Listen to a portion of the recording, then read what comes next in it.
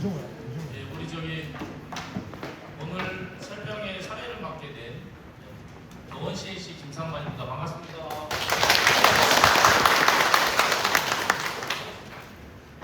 우리 그 도심복합 민간 도심복합 사업 관련해서 설명회를 작년 5월달에 이 자리에서 한번 했었거든요. 네. 아시는 분들은 아시겠지만 서울시에서 뭐 조례를 좀 늦게 만들어주고 여러 가지 상황이 걸려서 이제서야 이제 사업을 본격적으로 시작할 수 있는 계기를 만들었어요. 그래서 6월 1일 날 우리가 민간 도심복합 사업이 두 가지 방식이 있는데 한 가지 방식은 6월 1일 날 운영안이 나왔고 우리가 하려고 하는 주거 중심 지역 같은 경우에는 7월 달에 운영안이 나온다고 합니다. 네, 그러면 그 운영안을 기준해서 본격적으로 7월 중순 정도면 본격적으로 동의서 진행하면서 사업 진행하려고 계획을 짜고 있고요. 이제 어떻게 이 사업이 우리가 기존에 하던 모아타운하고 어떻게 다르고 우리한테 어떤 유익이 있는지 사업성은 또 어떤지에 대한 사항들을 오늘 이 자리에서 설명을 드릴 거고요. 그리고 여기까지 한 2년 넘게 사업을 진행하려고 준비를 열심히 해주신 추진위원님들 분들도 계시고 그래서 오늘 이 자리에는 설명회는 간략하게 하고 작년에도 그랬지만 궁금하신 사항, 질의응답 시간을 좀 많이 가질 계획입니다. 네, 그렇게 전체적으로 그렇게 진행할 거고요. 먼저 우리 이 사업을 위해서 봉사하시고 계신 추진위원님들 다 어디 계세요? 저희 어려운 환경 속에서도 뭐 매주 혹은 한 달에 한 번씩 머리를 맞대고 사업을 위해서 열심히 고민하시고 봉사하시는 추진위원님들께 큰 박수 부탁드리겠습니다. 대표님께서 우리 통합위원장님께서 들어가 주시고요. 통합위원장님께서 인사 말씀하시겠습니다.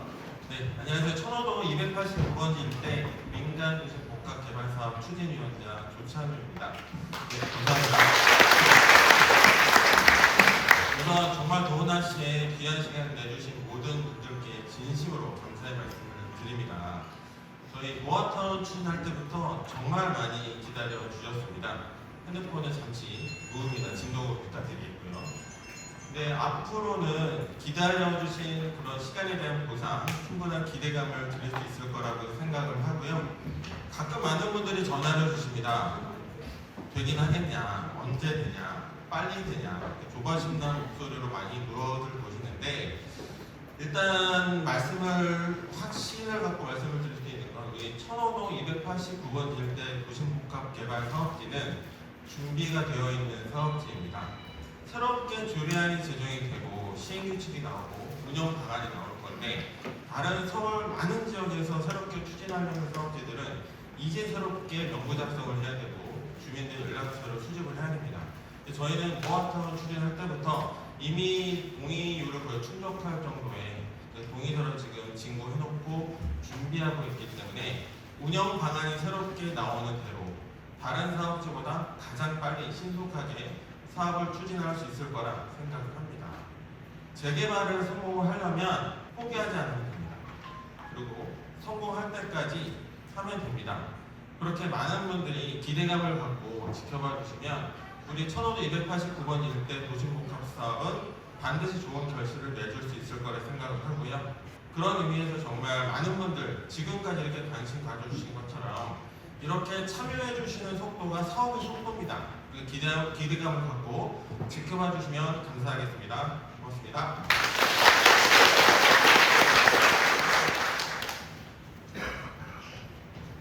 그 다음 순서는 우리가 이제 사업을 하다 보면 여러 가지 분야들이 있는데요. 각 분야의 전문가들을 모시고 설명도 설명이고 그다음에 마지막 단계인 질의응답 시간에 좀 궁금했던 부분들 다 해결하시라고 전문가들을 좀 모셨으니까 소개해드리겠습니다. 먼저 그 우리 구역의 바닥을 책임질 이런 얘기하시면 죄송한데 땅을 책임질 도시계획 김상욱 기술사님 모셨습니다.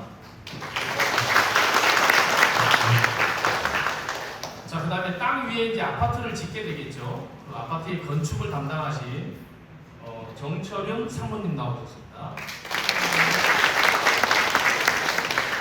다음은 이 사업은 법에 시행자를 신탁사로 지정을 해서 하게 돼 있어요. 그래서 신탁사 신한자산 신탁의 김영업 본부장님 나오셨습니다. 다들 잘 아시겠지만 이 사업을 개발 사업을 하다 보면 여러 가지 소송을 해야 될 수도 있고 또 당할 수도 있습니다. 그래서 우리 법무법인 현의 안강순 대표 변호사님 나오셨습니다.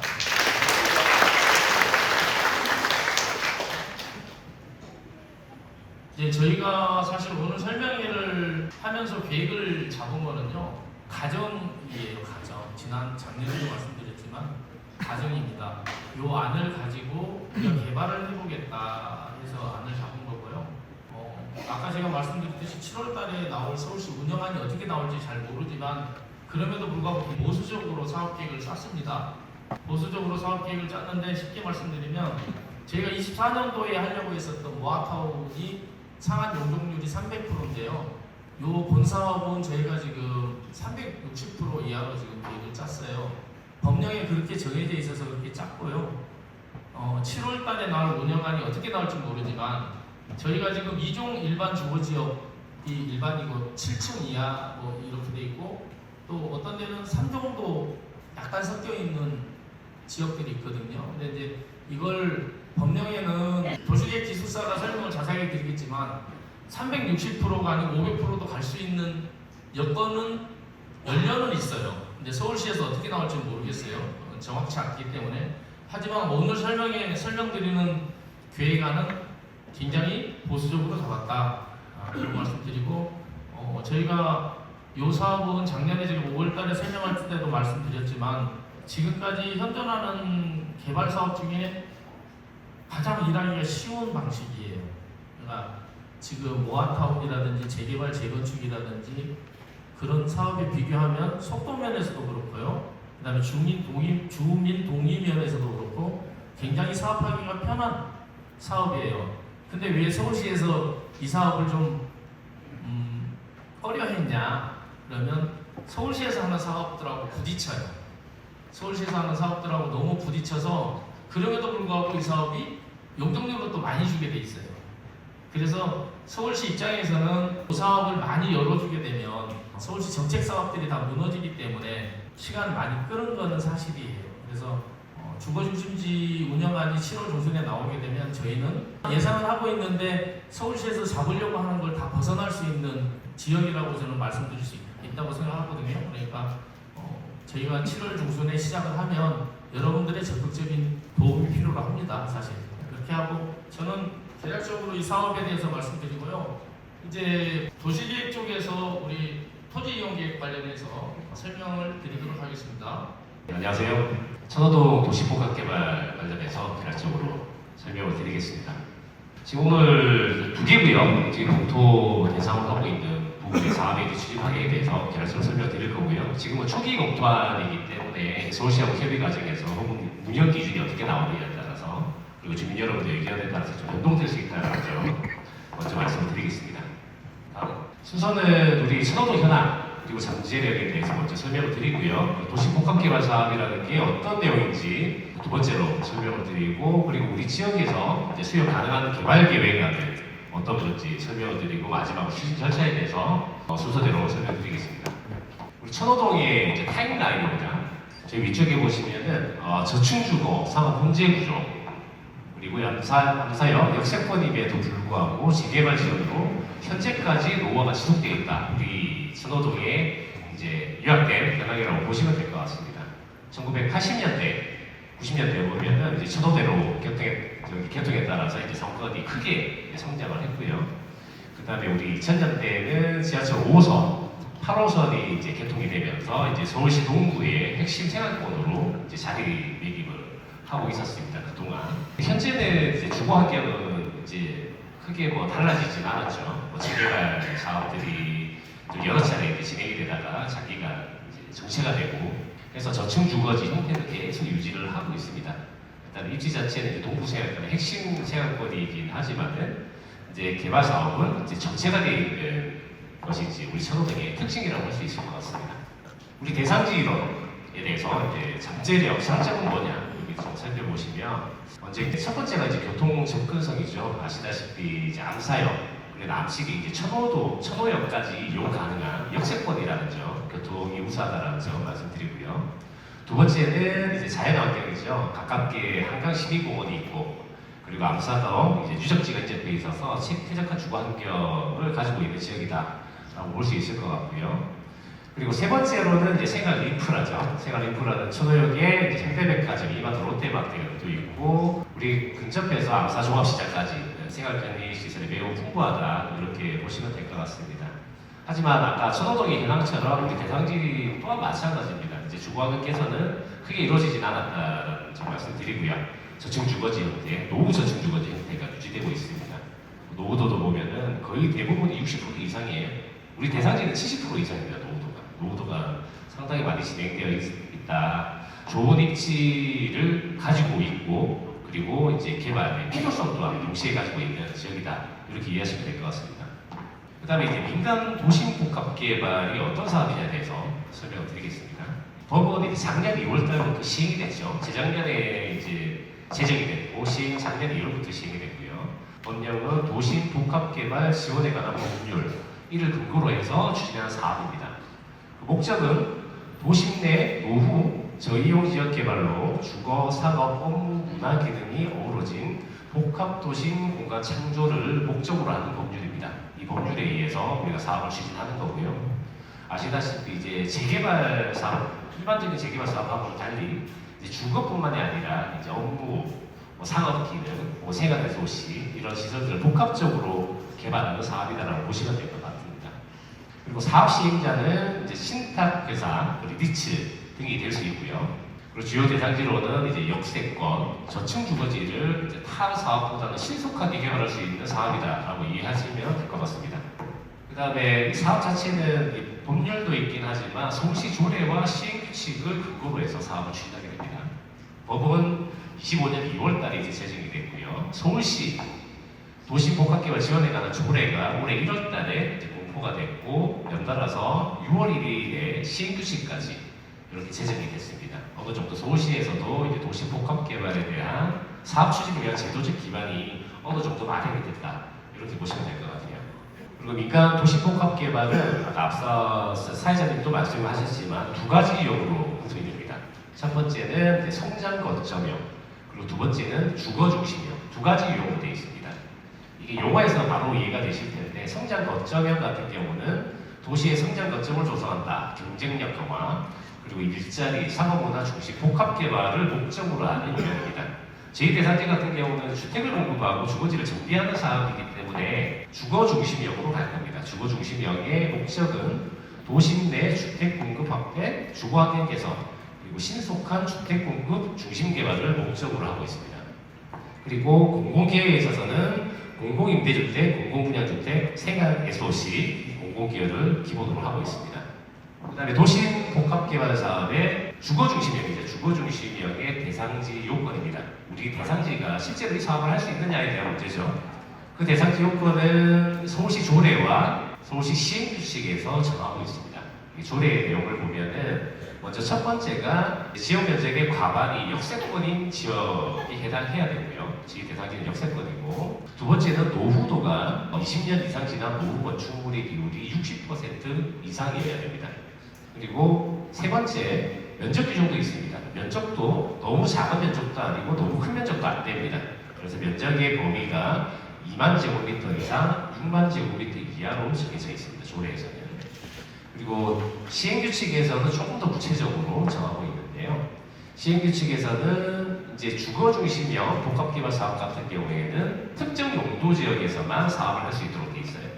그 용도에 해당되는 용도 지역이 제2종 일반 주거지역, 제3종 일반 주거지역, 중주거지역, 중공업지역, 이렇게 네 가지 용도 지역에서만 주거 중심의 도시개발 사업을 할 수 있다, 이렇게 되어 있고요.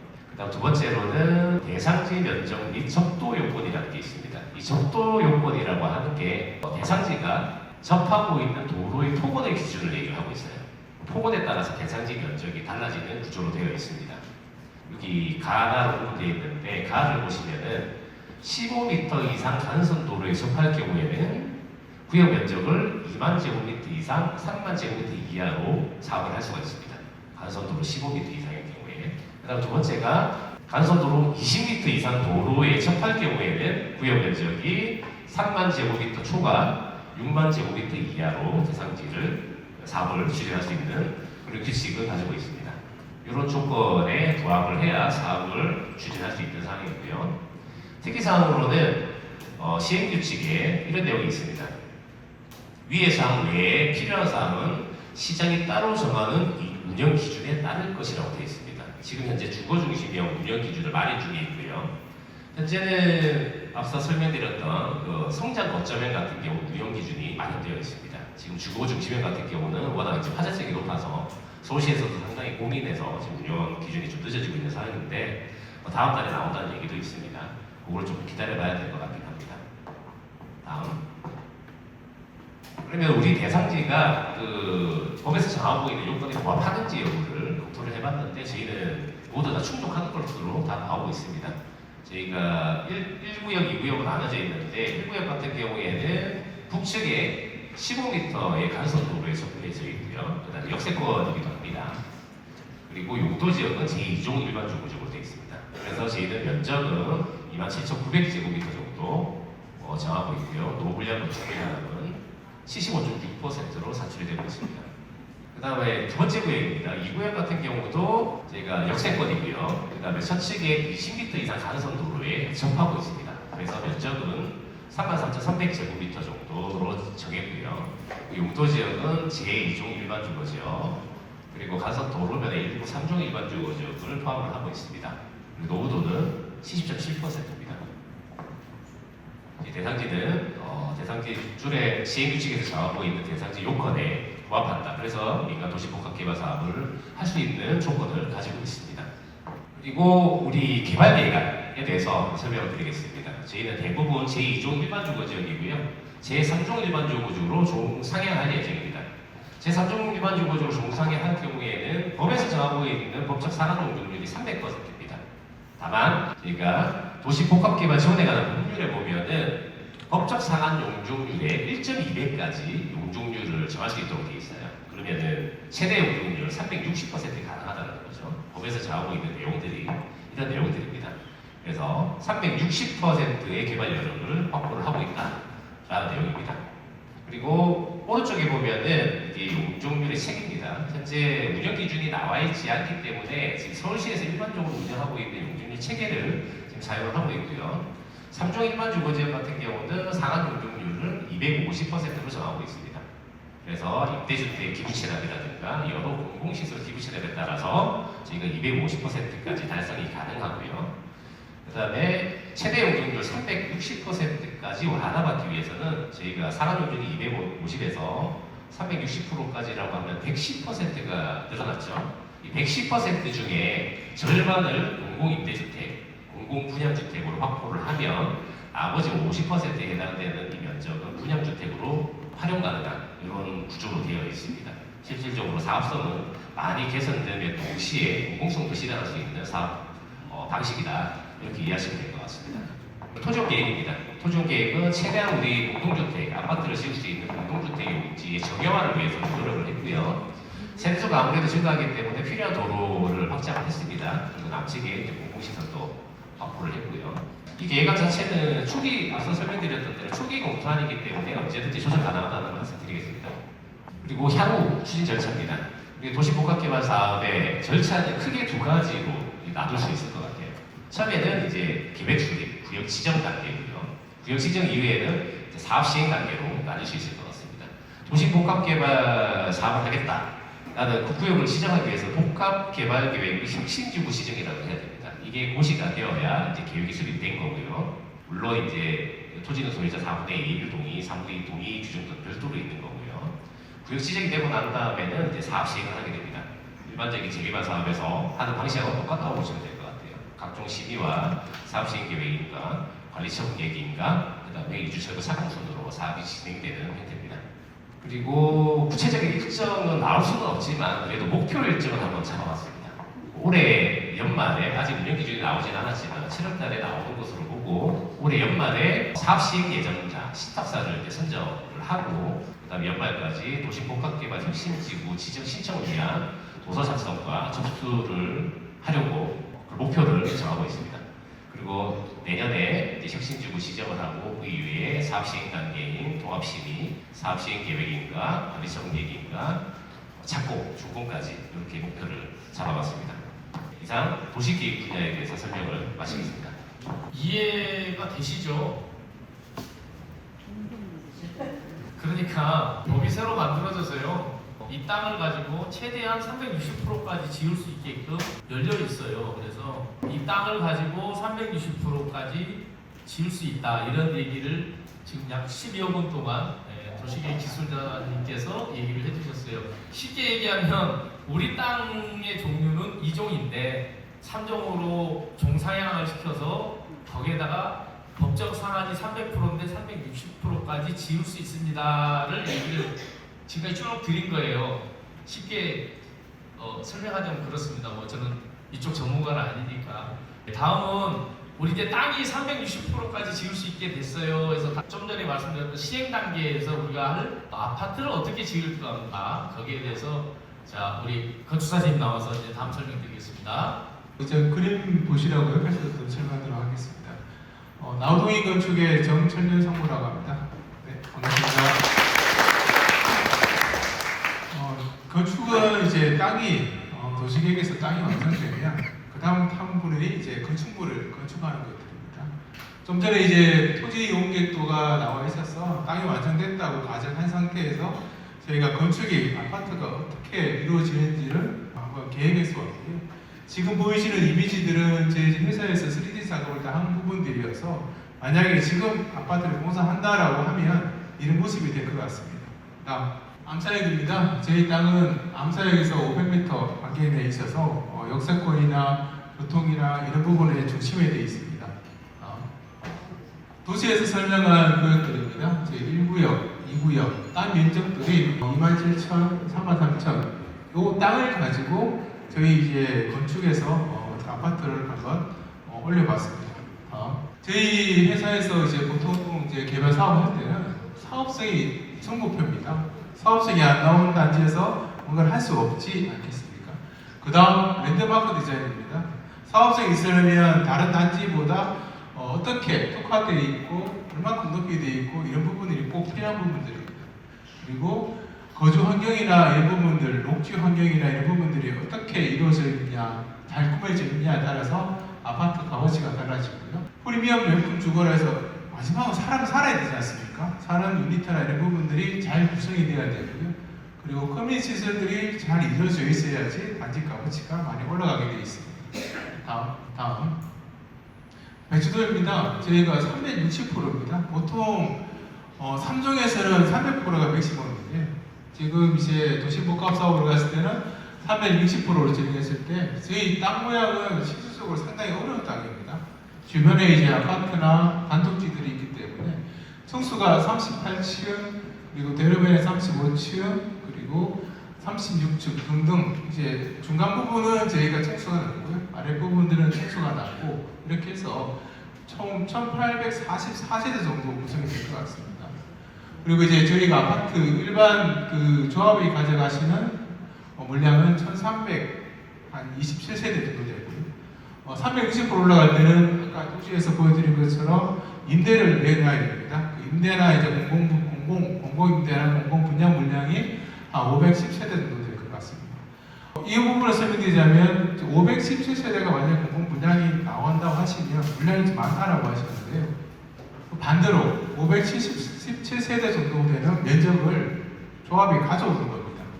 그러니까 짓는 만큼 그만큼 가져오는 거기 때문에 도시에서 설명한 이런 종류를 반반하는 부분들이 임대를 지은 만큼 그만큼을 가져온다고 생각하시면 될 것 같습니다.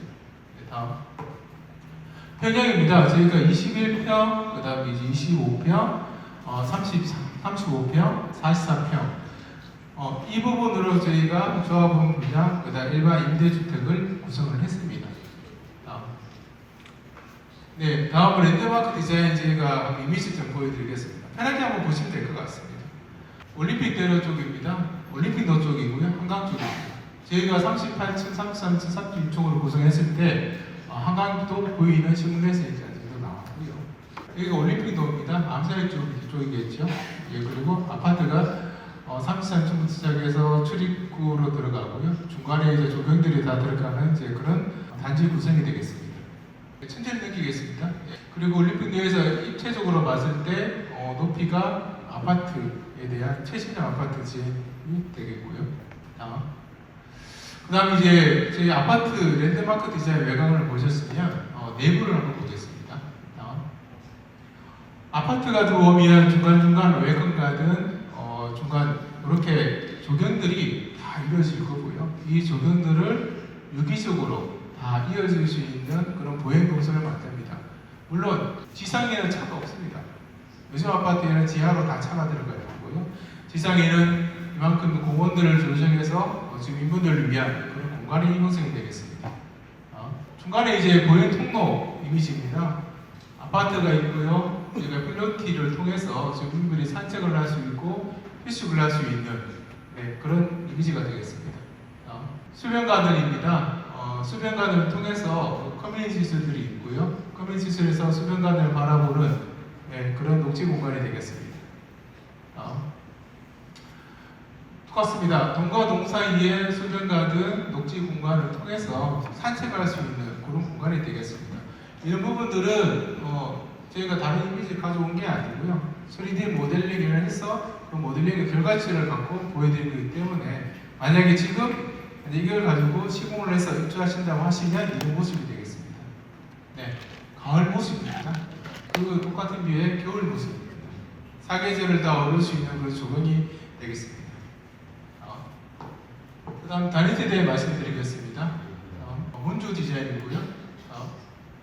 그 천장부는 보통 뭐 어떤 데는 3m, 2.8, 2.9 이렇게 말씀드립니다. 저희가 공사비나 이런 부분들을 최적해서 최적 공간은 저희가 한 2.5 정도로 말씀드리고요. 한 3m도 물론 좋습니다. 좋긴 한데 난방비나 냉방이나 이런 부분도 고려하시면 그만큼의 공사비를 가치를 따져보셔야 되는데 저희는 한 2.5 정도로 말씀드리고요. 저희가 사는 집도 신도시긴 한데 천장부가 공무천장 2.4 정도밖에 안 되지 않아요. 네, 다음입니다. 21평 전용 4구짜리 유니트입니다. 전면 3베이 유니트로 되어 있고요. 확장을 통해서 이런 공간감이 있는 21평형 유니트가 되겠습니다. 25평형 유니트입니다. 4베이 유니트로 되어 있고요. 확장을 통해서 파우드룸, 침실, 발코니 뚫려 있는 이런 이제 저희 공간이 이미지가 되겠습니다. 그리고 주방을 다용도실을 통해서 아통풍기 되는 4베이 25평형 구조가 되겠습니다. 다음 35평입니다. 저희가 이제 4베이 일반적인 판상 구조고요. 이 부분에 대해서는 저희 회사에서 이제 유니트 개발해서 잘 쓰는 유니트인데요. 현관에서 물건이나 이런 부분을 들고 팬트리로 들어갑니다. 팬트리로 들어가서 이 부분에서 정리를 하고요. 그 다음 이제 나머지 부분들은 바로 거실로 들어가는 분리된 팬트리 계획이 되겠습니다. 보통은 이제 물건 들고 들어와서 팬트리를 부분하고 이런 부분들이 동선이 약간 된 부분들인데 여기는 저희가 제한드린 부분들은 현관에서 팬트리 바로 들어가는 이제 그런 부분이 좀 되겠습니다. 그리고 침실과 거실 벽들을 요즘은 가변형 교체입니다. 확장에 따라서 거실을 내가 크게 쓰고 싶을 때는 가변이 벽체를 펴서 크게 쓰고 싶고 있는 그런 구조가 되겠습니다. 43평형입니다. 제 큰 평형이고요. 저희가 4.5배 정도로 있는 유니트를 한번 가져와 봤습니다. 확장을 통해서 추가적인 드레스룸 확장이 되어 있고요. 방이 하나, 둘, 셋, 넷, 5개 정도 됩니다. 이 부분들은 드레스룸이나 팬트리나 그런 부분들을 다르게 확장할 수가 있습니다. 커뮤니티 디자인 좀 가져왔고요. 피트니스 센터입니다. 운동을 할 수 있는 부디스트를 피트니스 센터가 그림이 되어 있습니다. 그리고 요즘 골프장, 골프 입장이 아파트에는 100% 다 들어가고요. 그리고 작은 도서관, 요즘 공부할 공간이 많이 없어서 조용하게 공부할 공간들을 많이 찾습니다. 그리고 1층 수변 공간에서 바라볼 수 있는 커뮤니티 카페 테라스를 하고 있습니다. 저희가 전공한 청담 미래 쪽에서 딱 이런 이미지가 있습니다. 수변 공간에서 내부에서 바라보는 휴식하면서 차를 마실 수 있는 그런 카페테리아가 디자인 되겠습니다. 이렇게도 실질적으로 지어졌습니다. 네, 그리고 이제 시니어 라운지, 돌봄 펜타 이 외에도 뭐 사우나나 이런 부분들이 주민들이 원하시는 부대시설들은 다 들어갈 수가 있습니다. 상가입니다. 1층에서 이제 더일본에서 바로 갈 수 있는 상가고요. 1층에서 바로 상가로 접할 수 있는 이제 그런 가로 활성화 계획들입니다. 옥상 부분을 활용해서 이제 상가를 활성화할 수 있는 아이디어를 이제 갖고 와봤고요. 지하 주차장입니다. 요즘은 지상에 차가 없습니다. 지하에 차가 주차를 하셔야 되는데 뭐 펠리세이드나 SUV 차량들은 차가 큽니다. 거기 없는 올 확장 주차 2.6 주차를 해서 저희가 제안드리고요. 지하로 들어가는 택배차가 높이가 2.7 이상이 돼야지 택배차가 들어갈 수가 있습니다. 그리고 제일 어려운 부분들이 지하로 왕복하는 주차 램프 폭이 좁으면 회전하기 힘듭니다. 네, 그래서 저희는 보통 한 8m 정도로 제한했습니다. 그럼 지하 주차장도 이제 전기차 충전 공간, 프라이빗 전기 공간, 세대별 전용 창고, 그다음 이제 버스 모빌리티 주차 위에서 자동 주차. 나중에는 아마 자동 주차 시스템으로 가지 않을까 하는 게 제 생각입니다. 저희 회사는 재개발 재건축에서 전문적으로 하고 있고요. 개인적으로 저희 회사 소개를 일단 건너뛰고 영상 하나 준비했는데요. 한 3분짜리 영상인데 한번 감상하도록 하겠습니다.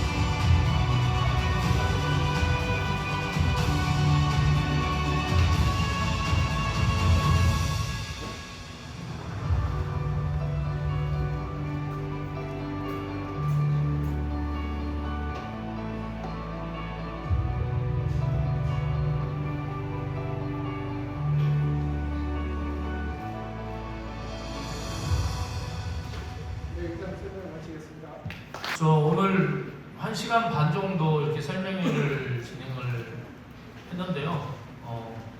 작년 5월 달에 했었던 설명회 때보다 많이 오셔가지고 민간도시 복합 사업이 우리 천호동에서 사업이 잘 되겠구나 하는 생각을 하면서 1시간 반 동안 제가 여러분들 질문, 궁금증을 해결을 해드리려고 노력을 했는데 어떻게 궁금증이 좀 해결이 되셨을까요? 우리 마지막으로 우리 통합위원장님 나오셔가지고 열심히 하겠습니다 하면 격려의 박수 및 나오세요. 그래서 하여튼 이 사업이 잘 갈 수 있도록 그러려면 우리 토지등 소유자님들이 적극적으로 도와주셔야 됩니다. 예, 우리 고생하시는 통합위원장님 박수로 맞이하겠습니다.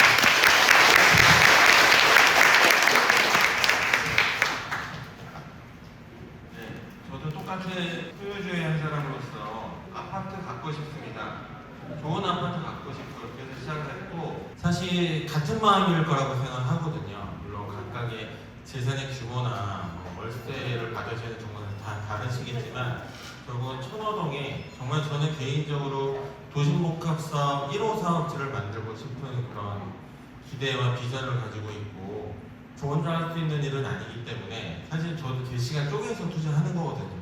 제가 월급 받고 하는 거 아니고요. 일단은 같은 마음으로 좀 힘을 실어주시면 앞에서 끌고 나가겠습니다.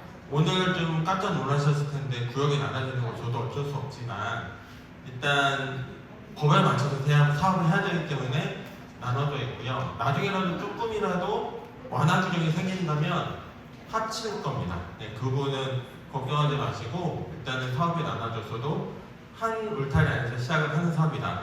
이렇게 기대감을 갖고 지켜봐 주시면 감사하겠습니다.